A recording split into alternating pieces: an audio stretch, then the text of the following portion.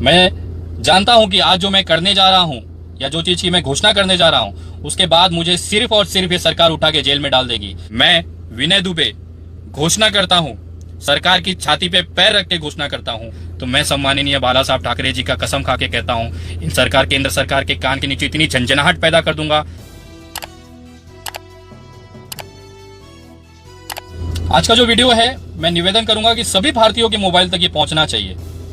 अगर उन तक नहीं भी पहुंच पा रहा है तो कृपया उन मजदूरों तक जरूर पहुंचाएं जो दूसरे राज्यों में फंसे हुए हैं। उन मरीजों तक जरूर पहुंचाएं जो इलाज के लिए दूसरे राज्यों में आए थे, लेकिन इस सरकार की सनक बिना प्लान किए लॉकडाउन की वजह से वो फंस गए हैं। ये वीडियो उन तक जरूर पहुंचना चाहिए मेरे भाइयों। मैं जानता हूं कि आज जो मैं करने जा रहा हूं या जो चीज की मैं घोषणा करने जा रहा हूं उसके बाद मुझे सिर्फ और सिर्फ ये सरकार उठा के जेल में डाल देगी, लेकिन उसकी परवाह ना करते हुए मैं आज आप लोगों के बीच में ये बात रखने जा रहा हूं, डंके की चोट पे रखने जा रहा हूं। सरकार की छाती पे चढ़ के मैं आज ये चीज करने जा रहा हूं। कृपया मेरा जो संदेश है वो सभी लोगों तक जरूर पहुंचाएं। और जितने भी मेरे पत्रकार मित्र और यूट्यूब चैनलों पे जो लोग हैं उनसे मैं निवेदन करता हूं कि आज शाम तक ये सारी जो जानकारियां हैं, मेरी जो निवेदन है, ये वीडियो हर लोगों तक पहुंचाने की जिम्मेदारी आप तक है। आप लोगों ने मेरी बात पूरे देश में फैलाई है आज तक। आज बहुत ही महत्वपूर्ण, बहुत ही इंपॉर्टेंट चीज मैं आप लोगों से कहने जा रहा हूं, इसको लोगों तक जरूर पहुंचाएं। आज नरेंद्र मोदी जी आते हैं और ये लॉकडाउन को 3 मई तक बढ़ा देते हैं, लेकिन कभी भी उन्होंने अपने पूरे वाक्य में जो तबका, जो गरीब है, जो भूखमरी से मर रहा है इस समय, जिसके घर में राशन नहीं है, उसके लिए 1% की चिंता उन्होंने नहीं व्यक्त की। वो आदमी कैसे जिंदा रहेगा, कैसे वो अपना पेट पालेगा, किस तरह से वो अपने परिवार के बीच में पहुंचेगा, इसकी कोई भी चिंता वहां पे उन्होंने नहीं व्यक्त की है। कैसे करेंगे? ये सरकार अमीरों की है, गरीबों का आज कोई सुनवाई नहीं है। उनके घरों में राशन नहीं है, उनके पेट में एक निवाला नहीं जा रहा है। कितने कितने दिनों से सिर्फ पानी और बिस्किट पे ये भूखमरी में जी रहे हैं। इस पे चिंता करने वाली आज कोई सरकारें नहीं है देश में। अरे जिस भारत को अर्थव्यवस्था में 1 नंबर पे पहुंचाया, जिस अर्थव्यवस्था, जिस देश के विकास के लिए ये मजदूर वर्ग दिन रात अपना खून, अपना पसीना देता है, अपनी सारी मेहनत उसको देता है ताकि ये देश चमक सके, और आज उन्हीं चमक के बीच में ये मजदूर अंधेरे में रहने पे मजबूर हैं। आज वही मजदूर बिना भोजन किए सो रहे हैं। भुखमरी में आज उनकी नौबत है।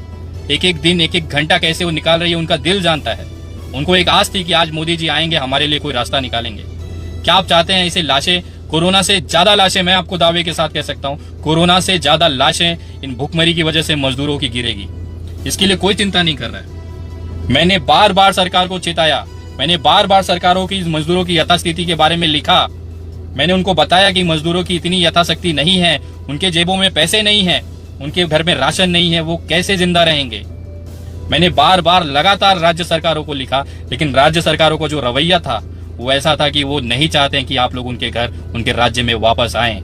आप लोग जहां हैं वहीं मर जाएं। इनको आपके नागरिकों से कोई मतलब नहीं है।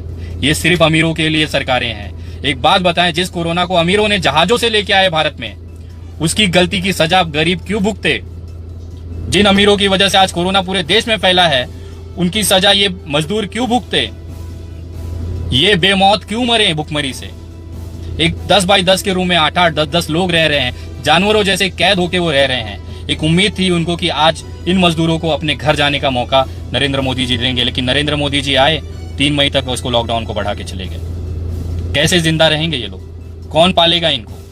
कैसे ये जीवित रहेंगे? इसकी कोई भी चर्चा नहीं हुई।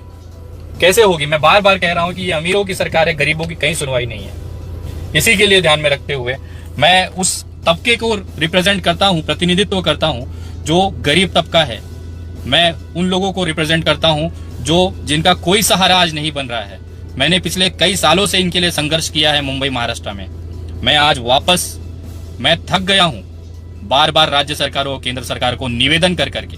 कितना पत्र लिखूं मैं, कितने ईमेल्स लिखूं आपको, कितने लोगों की जानकारी या उनकी बताएं मैं लिखूं? मैं तो लिख ही रहा हूं। ये जो लेबर है, ये जो मजदूर है, उन्होंने वीडियो बना बना के अपने राज्यों के मुख्यमंत्रियों से मदद मांगी, लेकिन आज तक उनको मदद के नाम पे कुछ नहीं हुआ। आप उनको मरने के लिए छोड़ सकते हैं, मैं नहीं छोड़ सकता साहब, मैं नहीं छोड़ सकता। मेरे अंदर आज इंसानियत जिंदा है। मैं भले, मुझे पता है ये वीडियो के घोषणा के बाद में मुझे जेल हो जाएगी, मुझे मंजूर है, मुझे उसकी कोई डर नहीं है। अगर मैं अपने लोगों को नहीं संभाल पाया, नहीं जीवित रख पाया, तो इससे बड़ा कलंक मेरे माथे पे कभी नहीं, पूरे जीवन रहेगा। ये चीज वो मैं बर्दाश्त नहीं कर सकता। इसी के लिए मैं आज घोषणा करता हूं तमाम पूरे देश के नागरिकों से, अगर आपको जिंदा रहना है, अगर आपको अपने परिवार के बीच पहुंचना है, अगर आपको अपने अस्तित्व की लड़ाई लड़नी है तो आज आप लोगों को सरकार के विरुद्ध आवाज उठाना पड़ेगा। मैं विनय दुबे घोषणा करता हूं, सरकार की छाती पे पैर रख के घोषणा करता हूं कि आगामी 18 अप्रैल तक जितने भी मजदूर मुंबई महाराष्ट्र में फंसे हैं वो ज्यादा से ज्यादा संख्या में लोकमान्य तिलक टर्मिनस तक पहुंचे, वहां पे जमा हो, वहां पे आए। हमें सोशल डिस्टेंसिंग का ध्यान रखना है, कोरोना का संक्रमण नहीं फैलाना है। उस हिसाब से हम लोग वहां पे आएंगे और हम लोग लोकमान्य तिलक टर्मिनस पे बैठ जाएंगे। हम लोग घरों में बैठे हैं, मर रहे हैं भूखे, कम से कम अब संघर्ष करते हुए हम अपनी जानें देंगे। इन लोगों के जो मुझे मैसेजेस आते हैं, 10-10 हजार मैसेज मुझे रोज आते हैं, उसमें वो लोग मुझसे ना भोजन मांगते हैं ना राशन मांगते हैं। मैं सरकारों से बताना चाहूंगा, वो मुझसे सिर्फ एक चीज मानते हैं कि विनय जी कैसे भी करके मुझे मेरे पिताजी के पास पहुंचा दीजिए, मेरे गांव पहुंचा दीजिए, मुझे मेरे बच्चों तक पहुंचा दीजिए। ये मांगे होती हैं उनको। आज उनको मुंबई महाराष्ट्र में भोजन नहीं चाहिए, उन्हें राशन नहीं चाहिए, बस उन्हें अपने परिवार, अपने माँ बाप, अपने बच्चों, अपने पत्नी के बीच में जाना है, अपने गांव उन्हें वापस जाना है, चाहे जैसे। मैं घोषणा करता हूं कि अगर 18 तारीख तक हम लोग, चाहे आज 3-4 दिन है हमारे पास, पैदल निकले, जैसे चाहे मन वैसे हैं, सभी लोग 18 तारीख तक शाम तक, रात तक लोकमान्य तिलक टर्मिनस पे पहुंचेंगे और हम लोग वहीं जाके बैठ जाएंगे और तब तक बैठे रहेंगे जब तक केंद्र सरकार ये रेलवे उत्तर भारत के लिए और रिस्पेक्टिव राज्यों के लिए चालू नहीं करेगी। तब तक हमारा संघर्ष वहीं पे संविधान के दायरे में। आज बाबा साहब जी का जन्मदिन, आज उनकी जयंती है। मैं उनको नमन करते हुए, उनकी बनाए हुए संविधान को मान देते हुए, मैं संविधान के दायरे के अंदर रह के हम अपना आंदोलन शुरू करेंगे। आज मैं ये घोषणा करता हूं, जो भी मजदूर वर्ग, जो भी मजदूर और मजबूर भाई हैं मेरे, जो अपने घरों में बंद हैं, अब वो बाहर धीरे से निकलें और लोकमान्य तिलक टर्मिनस पहुंचे। और जो गुजरात में है या अलग अलग राज्यों में फंसे हैं, मैं उनसे निवेदन करता हूं कि वो अपने अपने नजदीकी रेलवे स्टेशन पे जाएं और वहीं बैठ जाएं और अपनी वीडियो और सोशल मीडिया के माध्यम से सरकार के ऊपर संदेश भेजें कि अब हम लोग यहाँ बैठे हैं, हमारा जिंदा रहना, हमारा मरना आपके हाथों में है। अगर रेलवे चालू नहीं होगी तब तक हम लोग यहाँ पे बैठेंगे। और इस पूरे भारत में जो आंदोलन चलेगा उसका जो केंद्र होगा वो मुंबई के लोकमान्य तिलक टर्मिनस पे होगा। मैं उन तमाम महाराष्ट्र के, मुंबई के खास करके मजदूर वर्गों से निवेदन करूंगा कि आप पैदल निकले, 1 दिन लगे, 2 दिन लगे, चलेगा, पैदल निकले और लोकमान्य तिलक पहुंचे। आप जो घरों में बैठे हैं, जो घरों में आप भूखमरी की हालत है, आप आए, मैं आपको खाना खिलाऊंगा, मैं आपको पानी पिलाऊंगा वहां पे, उसकी जिम्मेदारी मैं लेता हूं। आप लोग बाहर निकले और अपने घर पहुंचने के लिए ये संघर्ष में मेरा साथ दे। मैं आपको वादा करता हूं कि केंद्र सरकार को ये रेलवे चालू करने पे मजबूर करेंगे हम। वो कैसे नहीं करते हम देखते हैं। एक मानवीय आधार पे लाखों की संख्या में अगर हम वहां पे जमा होते हैं तो कहीं ना कहीं सरकार के ऊपर वो एक मानवीय आधार पे हम निवेदन करेंगे कि इतने सारे लोग हैं, इनको घर पहुंचाएं, इनकी जिम्मेदारियां हैं। ये भले डायरेक्ट गांव जाने के बाद डायरेक्ट परिवार में न जाए, वहां उनको 14 दिन क्वारंटाइन कर दिया जाए, ये उसके लिए तैयार है, ये सारी मेडिकल टेस्ट के लिए तैयार है, लेकिन ये कैसे भी करके अपने घर, अपने परिवार के बीच जाना चाहते हैं। तो मैं विनय दुबे इस आंदोलन की शुरुआत करता हूँ आज से। आज बाबा साहब जी की जयंती है, उस दिन के शुभ मुहूर्त पे मैं ये आंदोलन की घोषणा करता हूँ और कोरोना जैसी महामारी के बीच में ये जो मजदूर वर्ग है जो भुखमरी से मर जाएगा, उसे जिंदा रहने की लड़ाई मैं आज ये शुरू करता हूँ। और मैं महाराष्ट्र के मुख्यमंत्री उद्धव जी ठाकरे साहब से निवेदन करता हूँ, उनको कसम देता हूँ, सौगंध देता हूँ उस व्यक्ति की जिसने पूरे विश्व में अपना डंका बजाया। मैं हिंदू हृदय सम्राट सम्माननीय बाला साहब ठाकरे जी की सौगंध देता हूँ उद्धव जी को, अगर आपके अंदर उनका खून है तो आप इन मजदूरों की लड़ाई आप लड़ेंगे। बाला साहब जी ने हमेशा से मजदूरों को और जरूरतमंद लोगों के पीठ पे हमेशा हाथ रखा है, उनको कभी भी उनकी आंखों में आंसू आने नहीं दिए। महाराष्ट्र का इतिहास रहा है, लोग कहते थे कि महाराष्ट्र में कोई भी व्यक्ति भूखा नहीं सोता है। ये सम्माननीय बाला साहब ठाकरे जी का, उनकी जो कार्यशैली थी, उनके अस्तित्व की वजह से ये मुमकिन था। आज उसी महाराष्ट्र की भूमि पे लोग भूखे हैं। आज आपको उनकी आवाज बननी पड़ेगी। आपको मैं विनय दुबे उद्धव जी ठाकरे साहब को सौगंध देता हूं, कसम देता हूं उन बाला साहब ठाकरे जी का जिनके आप पुत्र हैं। सर, आज सही में वापस हमें बाला साहब ठाकरे जी की कमी महसूस हो रही है, आप उस कमी को पूरा करें। मैं एक निवेदन करता हूं, ये जो मजदूर बाहर निकलेंगे, कृपया उनके ऊपर कोई लाठी न चले, इसकी आप संज्ञान ले, इसकी आप व्यवस्था करें।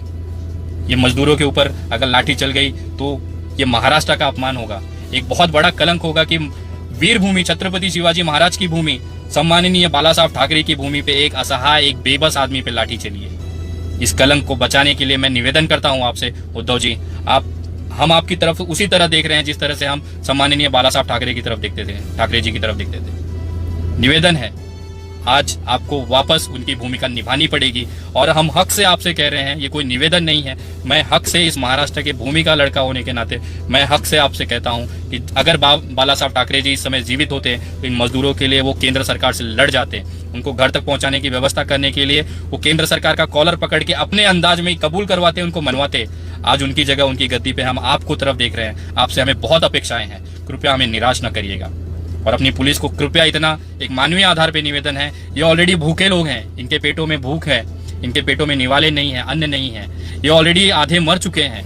इन पे पुलिस की तरफ से लाठियां चला के इनको और ना परेशान करे और ना उनको मारे, निवेदन है मेरी तरफ से उद्धव जी के लिए। और मैं मानता हूं कि वो बाला साहब ठाकरे जी के विचारों पे चलने वाले, उनके रक्त के, उनके गद्दी पे बैठे हुए उनके उत्तराधिकारी हैं। इतना मजबूर लोगों के लिए वो जरूर करेंगे। जनता जब जब रास्ते पे उतरी है तब सरकार को बातें माननी पड़ी है। और ये एक ऐसी चीज हम मांग कर रहे हैं जो जीवन के लिए अत्यंत आवश्यक है, जीवित रहने के लिए जरूरी है। हम कोई अलग से शॉपिंग कॉम्प्लेक्स नहीं मांग रहे हैं, हम सिर्फ अपने आप को जिंदा रखने की विनती केंद्र सरकार से कर रहे हैं। और मुझे आशा है केंद्र सरकार इस पर सकारात्मक जवाब देगी और ये रेलवे जरूर चालू होगी, भले ही 2 दिन के लिए या 3 दिन के लिए करें, लेकिन ये चालू करना इस समय बहुत जरूरी है, ताकि जो जरूरतमंद लोग हैं, जो मजबूर लोग हैं, वो अपने घरों तक पहुंच जाए, अपने परिवार के बीच पहुंच जाए। वहां भले वो कोरोना से मर जाए, चाहे वो भले वहां भूखमरी से मर जाए, उनको एक संतुष्टि रहेगी, कम से कम उनको एक शांति रहेगी, ये वो अपने परिवार के बीच में है। एक छोटे से निवेदन के साथ ये आंदोलन का मैं आगाज करता हूं और उन तमाम मेरे मजदूर भाइयों से कहता हूं कि जब भी आपको समय मिले 18 तारीख से पहले 18 तारीख तक रात तक आप सभी वहां पहुंचे। 18 तारीख को मैं खुद शाम को वहां पहुंचूंगा और वहां पे आमरण उपोषण करूंगा, बिना पानी बिना भोजन किए मैं रेलवे चलाने के लिए वहां पे अनशन पे बैठूंगा। और ये अनशन तब तक चलता रहेगा, या तो मेरी लाश गिर जाएगी या रेलवे चालू हो जाएगा, लेकिन दोनों ही परिस्थितियों में आपको आपके घर तक पहुंचाने का जो मैं संकल्प लिया हूं वो जरूर पूरा करूंगा। भले इसके लिए मुझे किसी भी हद तक जाना पड़े, भले मुझे जेल में उठा के डाल दिया जाए, चाहे दफा 188 लगा दी जाए, चाहे रासुका लगा दिया जाए, मुझे मंजूर है। लेकिन अब सरकारों को इन मजदूरों की आवाज सुननी पड़ेगी।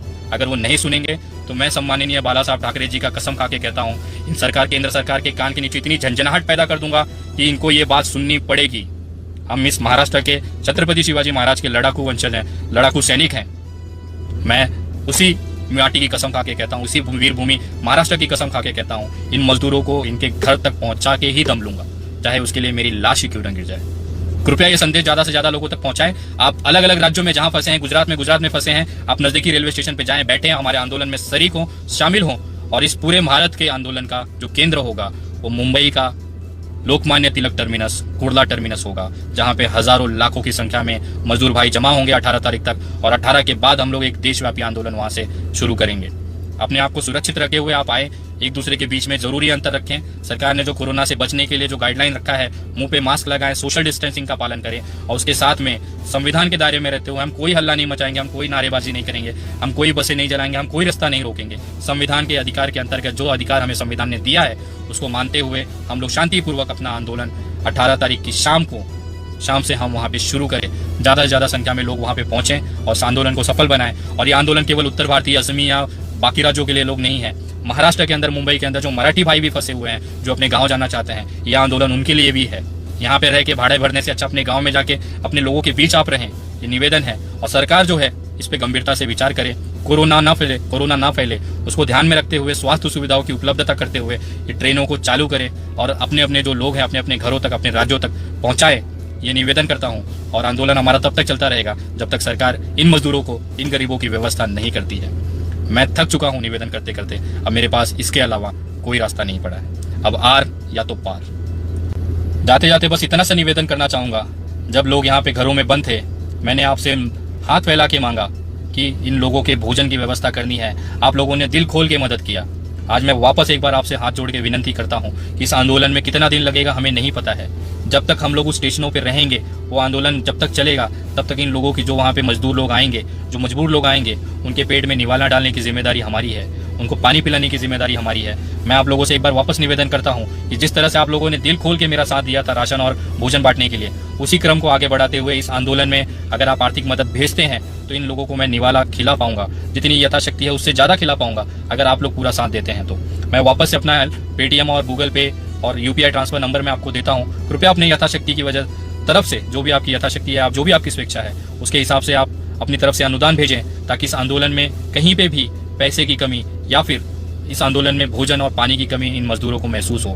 मैं आपको वादा दिलाता हूँ, मैं आपको ये विश्वास दिलाता हूं कि कोई भी मजदूर इस आंदोलन में भूखा नहीं सोएगा। और उन तमाम मजदूरों से निवेदन है, आप लोग घरों से बाहर निकले, आपके पेट में भोजन डालने की जिम्मेदारी मेरी है, आपको पानी पिलाने की जिम्मेदारी मेरी है, और सबसे बड़ी बात, आपको अपने माता पिता, आपके परिवार, आपके बच्चों, आपके पत्नी के पास पहुंचाने की जिम्मेदारी मेरी है। भले मेरी लाश गिर जाएगी, मंजूर है, लेकिन आप लोगों को किया हुआ वादा मैं जरूर पूरा करूंगा।